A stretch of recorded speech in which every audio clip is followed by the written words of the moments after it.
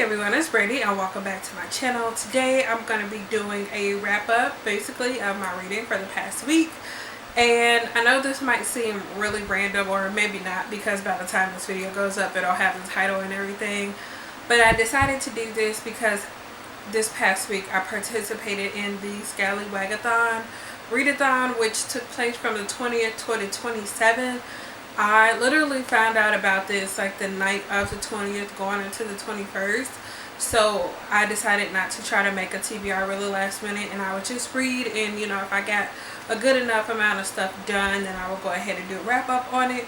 So my goal was to read, I think, 5 books, and for the readathon the challenge mainly was to read 4 books, and I actually did get through 4 books. So I am just going to go through those. I will put the map up on the screen. The way you use this map is that you started with the numbers 1 through 4, and then you kind of followed the path to go along with those. Before I started, actually, you know, when I found out about the readathon, I decided to participate. I did go through and try to figure out which challenges would fit into the books that I still had left on my TBR that I had planned on reading for the week already. So that was my goal, and I started with number 4, which challenge 4 was Sail the 7 Seas, and it was to read a book with a fictional world you want to explore. And while I didn't complete the book that I had set out for that challenge, I do have, like, all of these books I feel like could technically count for this one, so I could technically count it off. But like I said, I didn't complete the book that I had picked out to go along with that challenge. But I will go on through the rest of the books because the rest of the challenges I picked out I did complete. From challenge 4 I branched off and went into the direction of challenge 7, and that one was Sharkbait. It has red on the cover, and this one's kind of cheaty, but for this one I decided to go with Marked by Drew Elise, I think is how you say the author's name. With this cover, which I will have a picture up on the screen, there is a tattoo across part of, I think it's in like the title of it's like in the title of the book, but you guys will see. But in the tattoo there are spots of red in it, and I know it's very little, but surprisingly most of my books that I had did not have any red in them from any of the books that I was picking out, which I thought was interesting. So moving on from challenge 7, I went to the branch to do one of the side challenges, and I picked challenge C, which was Walk the Plank, and it says a book you've seen someone unhaul. And like I said, I had this book already on my TBR for the month, and I really wanted to get to it before the month was over, so I thought it was perfect.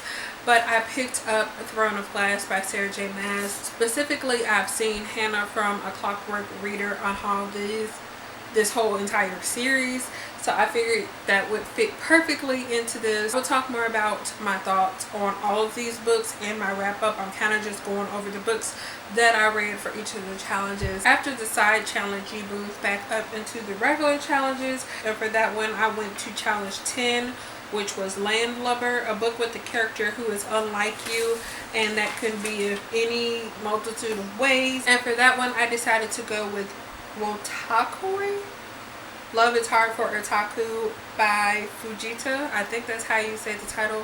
I'm so sorry if that is completely wrong. I figured this would fit perfectly for this challenge for multiple reasons. One, I think I don't know if I necessarily fit into the specific otaku type of, like, that label, maybe when it comes to books, but besides that I don't really think I fit into what the label is seen as. Also, these characters are from Japan. The story takes place in Japan, I believe, so yeah, that's another thing. And yeah, I'm sure I can name a bunch of different ways, but those were the main 2 ways that I came up with, that these 2 characters are different for me. And from challenge 10 I went to my last challenge that I had planned on doing, which was challenge number 9, which was Blow Down the Man, a book by a woman author. But for this one I decided to go with Whisper by Lynette Noni. So these are the 3 physical books plus the ebook that I read